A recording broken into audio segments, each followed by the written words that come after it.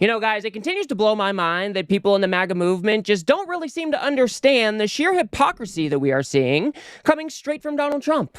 I mean, how many times during his campaign did we hear that a Japanese company should not be acquiring our U.S. steel company because it would be an absolute disaster due to all of the national security implications that we would need to consider? But what do we get on Friday? We get Donald Trump traveling to Pittsburgh, Pennsylvania to announce a fantastic deal between Nippon Steel from Japan and U.S. Steel from right here in the good old U.S. of A. And because Donald Trump is the one who was able to take credit for this deal, of course, he's going to make it sound like it's the best thing since sliced bread. Of course, he's going to put on a show and make it sound like he is the deal maker in chief. And that is exactly what we saw. So let's go ahead and take a look at a few bits of this rally. Here he is bragging again about this golden dome that he is supposedly implementing over the United States of America. If you guys do appreciate my work, please do remember to subscribe. A woman who's an incredible writer, actually. She understands what they call the Rust Belt. We won't be able to call this section a Rust Belt anymore. It'll be a golden belt. It'll be a golden dome, right? It'll be part of a golden dome that we're building to save everybody's lives. But this is a woman who's really fantastic. She's a brilliant writer. She just got signed up by, of all groups, the Washington Post. That's big time. Selena Zito. Where's Selena? She's around here. Selena, thank you. She understands you people and me better than we do. She understands you people better than we do, guys. Don't worry. I mean, not only is it weird for Donald Trump to be celebrating a reporter that is supposedly going to work at the Washington Post, which I have no idea if that is true, but do you hear how he talks about this Golden Dome? Like he is going to be the savior of humanity. He's going to be saving people's lives from sudden death because he's establishing this Golden Dome over the United States. I mean, he's just got such a grandiose view of where he stands in the world. Yes, he is the president of the United States. Yes, he is probably one of the most powerful, if not the most powerful man in the world. But to think that he is just saving everybody's lives is kind of just strange. It's just weird. It's just weird for a president of the United States to even be talking about this when we're talking about a golden dome similar to something that they have in Israel trying to be outfitted around the United States. It's just all strange. Here he is talking about immigrants and insane asylums yet again. Millions and millions of people pouring through our borders from all countries all over the world. They came from the jails of the Congo. They came from all over South America, prisons, gangs, drug dealers, drug merchants. They came from mental institutions, the mentally insane. They were pouring into our country by the millions. They allowed this to happen to our country. But we're moving them out, and we're moving them out fast, and we're bringing them back to where they came from. We've been over this so many times now, I just feel like I don't even need to point it out. But what Donald Trump is saying here is that, you know, asking the United States for asylum and a mental insane asylum, those are the same things.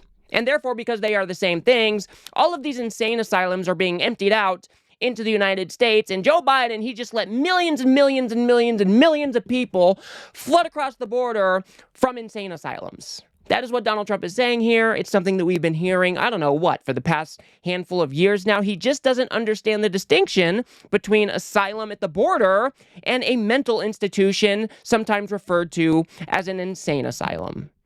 This is the president of the United States, everybody. MAGA, come get your boy. Explain this to him. He looks like an absolute idiot every time he opens his mouth on this topic. All right, now let's go ahead and move on to something a bit more important, because Donald Trump was real happy with himself that he had a very, very big announcement to make. Here he is setting that up. And today I have a major announcement. And are you ready to hear this? This is on behalf of Scott, Secretary of Treasury, Howard Lutnick, Secretary of Commerce, and all of the great geniuses and people we have working, and they are smart, but I don't think you'd be a good steel worker, Scott. I'm sorry. We're going to have to put a little more muscle content into that guy. It's just so weird. We need to put a little bit more muscle content on Scott Bessent because he's too much of a little weakling. He would not be able to work in the steel industry because Scott Bessent, he's just not strong enough. Just weird. But did you see what he says here? We've got a huge announcement. Are you guys ready for the announcement? Can you guys guess what the announcement is? Because I didn't even see this coming when I was watching through this. See if you can guess. I'll give you just a second. And let me go ahead and play you what his announcement is. We are going to be imposing a 25% increase. We're going to bring it from 25% to 50%, the tariffs on steel into the United States of America, which will even further secure the steel industry in the United States. Nobody's going to get around that. So we're bringing it up from 25%. We're doubling it to 50%. And that's a loophole. And by the way, I have to tell you, I believe that this group of people that just made this investments right now are very happy because that means that nobody's going to be able to steal your industry. It's at 25%, they can sort of get over that fence. At 50%, they can no longer get over the fence. So it's more tariffs, guys. Who would have thunk it? Donald Trump is going from 25% to 50% tariffs on the steel industry. That is the huge, huge announcement that he had to make. It is absolutely bonkers to me. Has this guy learned nothing? Now, there is good arguments to be made that maybe there should be some tariffs on the steel industry because that does have a lot to do with our national security. We use steel to build a whole bunch of our weapons and so on and so forth. So yeah, there could be some tariffs in place to, dissuade other people from importing their stuff into our country. I understand that. But 25% was quite high already, and now to raise it to 50% is just insane. And what is really annoying about the whole thing is even if you can make good arguments about why we should have tariffs on steel, there is no consideration for the downstream effects of placing 50% tariffs on something like steel, because steel is used to build a whole array of things. I think of cars in particular. And now if the input costs for a car are going to go up because these steel tariffs are now 50% instead of 25%, you're now looking at cars that are going to be way more expensive because their import costs just went up on steel. And there seems to be no consideration about that whatsoever. And Donald Trump actually went on to kind of explain, incoherently I might add, how he was thinking about these tariffs. Just see if you can piece together what he is actually trying to say here. I said to the group, would you rather have a 40% increase? Because I was thinking about 40 when I came. I said, would you rather have a 40% or a 50%? They said, we'll take 50. I said, I had a feeling you were going to say that. So congratulations. Also, congratulations to Dave, because you got this whole thing started. So here you have Donald Trump saying, oh, I was thinking about 40. Then I talked to the guys here who is going to be doing this deal and this investment. We got Nippon Steel. And I asked them, should we do 40 or should we do 50? They said 50. It just goes to show you that all of these decisions, they're being made on a whim. I don't even think anybody in Trump's administration was prepared for him to make the tariff announcement at this rally. That is the type of consideration this administration is doing that is moving markets wildly, like up and down fluctuations like we haven't seen in quite some time. And these decisions, they're just kind of rolling around in Donald Trump's head. And then all of a sudden, tariffs just doubled again, guys. Deal with it. That's what we are getting from the President of the United States. These things are not being thought through. They are not being well considered. They are not considering the downstream effects of many of these things because Donald Trump is just thinking through these things in his head and then just goes and announces them on a whim in a rally setting like this. It is quite insane. He then goes on to say that, well, tariffs were used to try to kill us. Huh?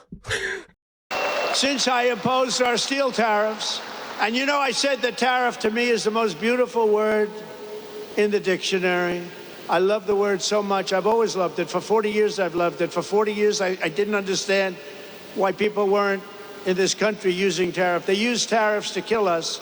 They use tariffs to take our businesses, not only steel, other businesses too. And we never knew how to use tariffs back. because we had people in the White House that either didn't care or weren't very smart or both. I got it, guys. Donald Trump is the only person who was able to figure out how to properly use tariffs. That's what he's telling you and I right now. That other countries around the world, they use tariffs to kill America, and that we didn't use them here at home because anybody who came before him was just dumb, or they just didn't understand, or whatever. They didn't care.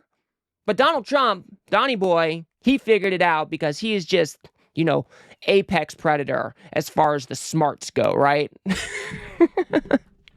I guess if there's one true thing that he said in this rally, it's that, yeah, I've been thinking about these tariffs for 40 years, guys, and I do think that that is true.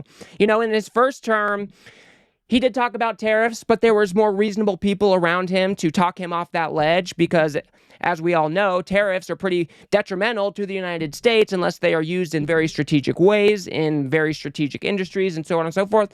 But in this second term, Donald Trump, like we've talked about, just surrounded himself with a whole bunch of sycophants. Nobody's going to stand up and say, hey, this is probably not the right thing to do. And now it's just open season, man. Donald Trump announces tariffs one day, takes them off the next day, pauses more the next day, and then puts some more on the next day. It's an absolute disaster out there. Donald Trump is injecting all of this uncertainty into our business environment.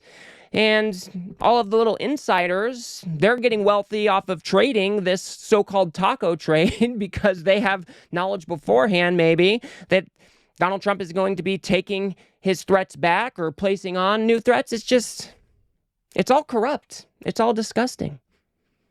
And I'll just go ahead and show you this one last clip where he's talking about the new investment that he has brought into this country.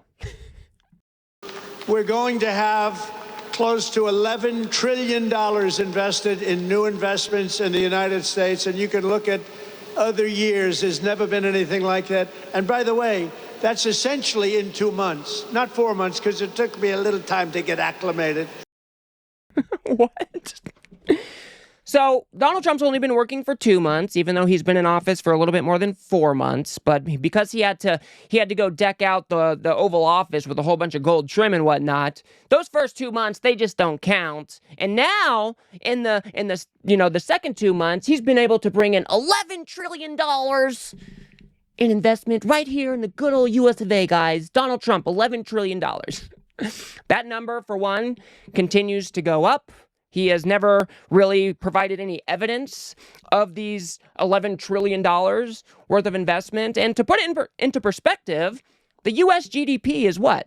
26 or 28 trillion dollars. And Donald Trump is now saying that he's bringing $11 trillion into the United States. He's just full of shit. And the number, like I said, it just keeps on changing. Every appearance he makes, it's 7 trillion, it's 5 trillion, it's 7 trillion, it's 11 trillion. I mean, what's next? 15 trillion, 18 trillion. The number will just continue to go up without Donald Trump providing any evidence that those are the actual investments that have been actually committed to right here in the United States. He's just full of shit. So he held this whole rally because Nippon Steel is supposedly closing this deal with U.S. Steel, something that he rallied against during his campaign, said that there would just be national security implications that we didn't want to have to deal with, and that would be absolute terrible if, Nippon Steel acquired U.S. Steel. So he held this rally to announce all that and to, demagogue on the issue and make himself to be a working class hero and yada, yada, yada. But here's the kicker, guys. The deal hasn't even been finalized. The deal hasn't even been finalized. So he announced new tariffs. He announced this deal between Nippon and U.S. Steel, and there is no deal. They could be negotiating a deal. Sounds like they might be. But as far as an actual deal that has been signed into place between the two companies, some sort of merger, it's not even finalized. There he is again, putting the cart before the horse, or whatever the saying is. Donald Trump, he's just a terrible, terrible president. I mean, that's really what it boils down to. He doesn't know how these tariffs work, doesn't know how trade deficits work, seems to be negotiating against himself with these tariffs. He threatens to put new ones on, then he takes them off, then he pauses them, puts them on again. It's just all weird. He's kind of negotiating against himself. He's going out there and announcing new deals before they've even been signed. And it's just all a disaster. And we are only 4 months in to this new presidency. So we will definitely be keeping an eye on it.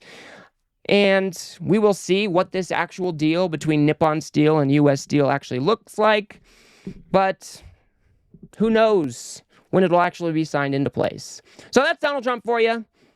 Like I said, putting the cart before the horse, announcing a deal before it's even been signed, and just proving to the world yet again that he has absolutely no idea what the fuck he's doing. So I will leave it there for now, guys. If you guys got anything out of this video, please do remember to smash that like button and subscribe. Maybe share with a friend or two. I'd very much appreciate that. We are trying to build something here on the left that adequately pushes back against the right-wing media ecosystem that just launders Donald Trump's shit every single day. So if you do like what I do here, please remember to smash that subscribe button. Of course, that is free. And if you guys want to see how Bill Burr is taking the MAGA movement / Donald Trump to task for their cruelty, go ahead and watch that video on the screen now. It is very good. Otherwise, I'll see you guys on the next one.